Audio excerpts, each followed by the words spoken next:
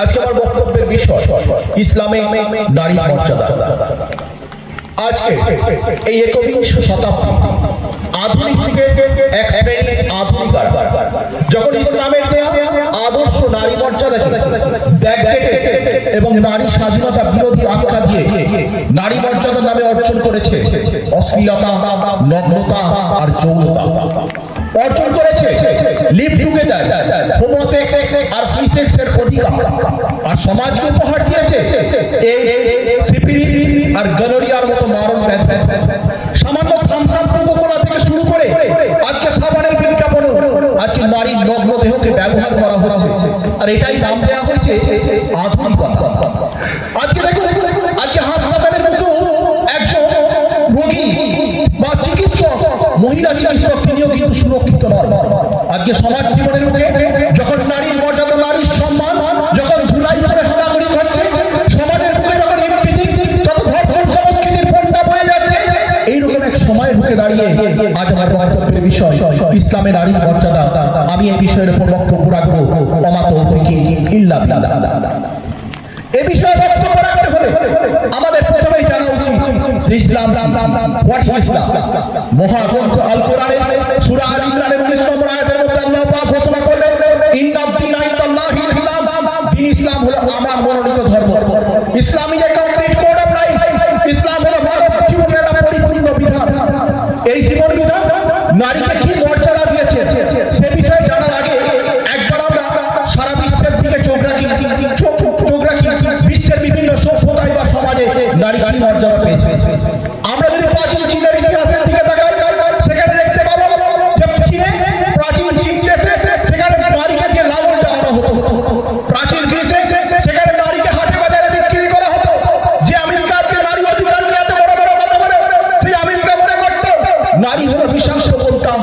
যে ব্রিটেনকে আজকে বলা হয় আধুনিক নারী সংসদার প্রতিষ্ঠান, সেই ইংল্যান্ড মনে করত নারী হলো gateway of devil and the creation of a woman is the second mistake of the world।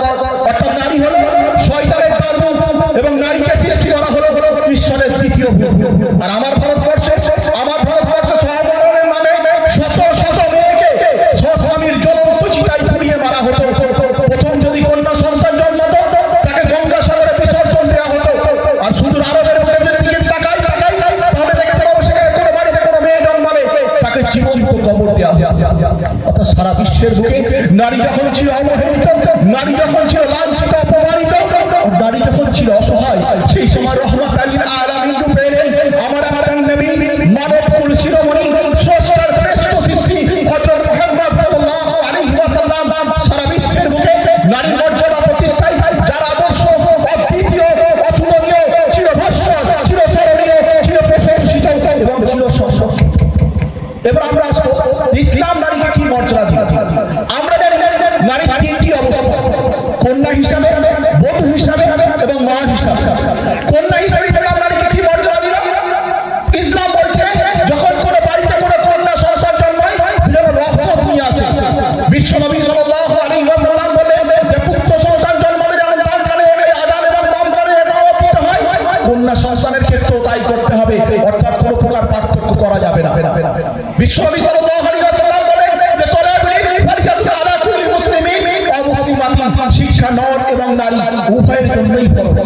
এই কন্যা যখন ধীরে ধীরে কৈশোর পার করে যৌবনে উপনীত হলো, বিশ্বনবী সাল্লাল্লাহু আলাইহি ওয়াসাল্লাম বলছেন যে কোনো কুমারী মেয়েকে বিয়ে দেওয়া যাবে না তার নির্দিষ্ট অনুমতি ছাড়া। অর্থাৎ বিয়ের ক্ষেত্রে একজন কুমারী মেয়ের তার নির্দিষ্ট অনুমতি বা কনসেন্টের মতামত দিলেন ইসলাম।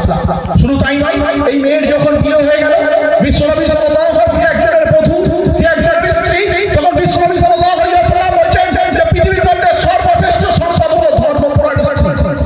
পবিত্র কোরআনের মধ্যে সূরা বাকারা 228 নম্বর আয়াতে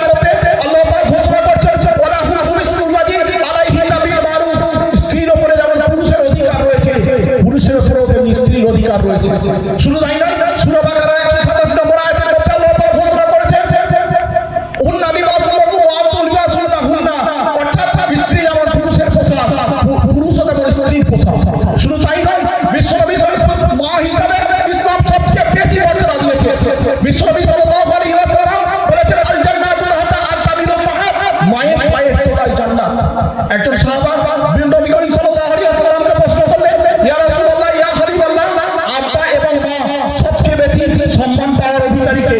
বিশ্বনবী বললেন, তোমার মা। দ্বিতীয়বার একই প্রশ্ন করলেন, বিশ্বনবী বললেন, তোমার মা। তৃতীয়বার একই প্রশ্ন করলেন, বললেন তোমার মা। চতুর্থবার যখন প্রশ্ন করলেন তখন বললেন তোমার আব্বা। অর্থাৎ এ থেকে বোঝা যায় ইসলাম নারী জাতিকে বাপের থেকেও 3 গুণ বেশি সম্মানিত করেছে। শুধু তাই নয়, বিশ্বনবী সাল্লাল্লাহু আলাইহি ওয়াসাল্লাম আরো বলেন আল্লাহ এবং রাসূলের পরে পৃথিবীতে সবচেয়ে বেশি সম্মানের অধিকারী হলেন মা। অর্থাৎ নারী জাতিকে ইসলাম এত মর্যাদা দিয়েছে।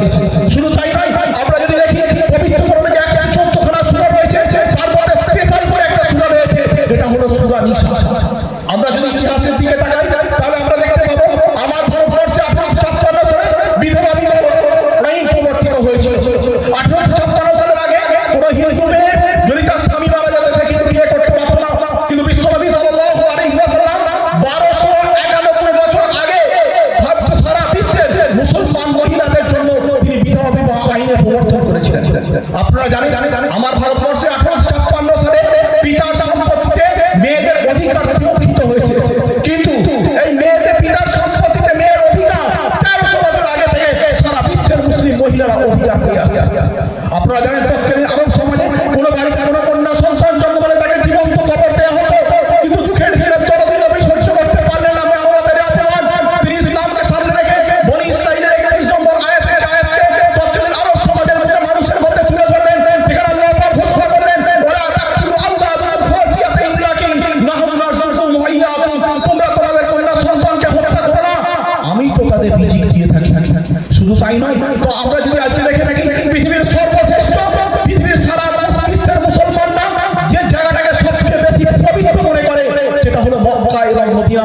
সেই মক্কা এবং মদিনাতে হজ পালন করার অধিকার দিয়েছে ইসলাম।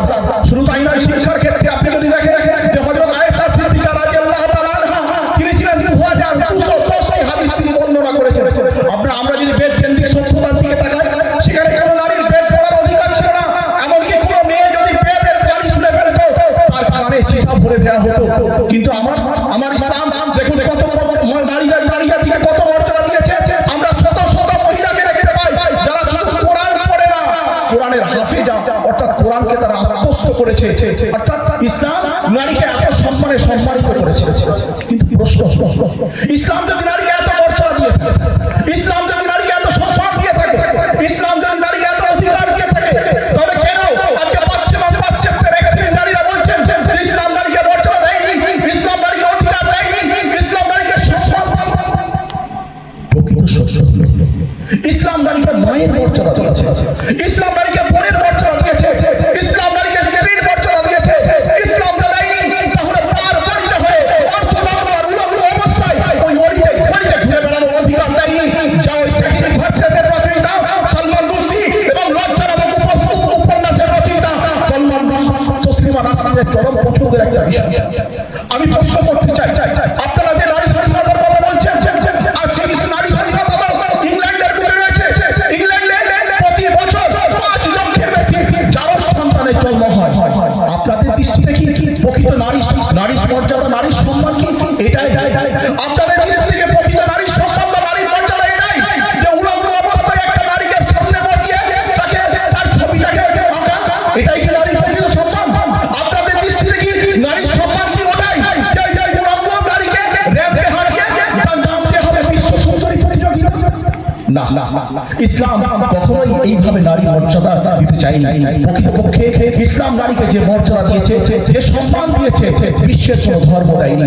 ইসলাম নারীকে আবর্জনার স্তূপ থেকে তুলে নারী মর্যাদাকে এভারেস্টে চূড়ান্ত শিখরে পৌঁছে দিয়েছে। এই কথা বলে উপস্থিত সকলকে ধন্যবাদ জানিয়ে আমি আমার বক্তব্য এখানে শেষ করছি। আসসালামু আলাইকুম ওয়া রাহমাতুল্লাহি ওয়া বারাকাতুহু।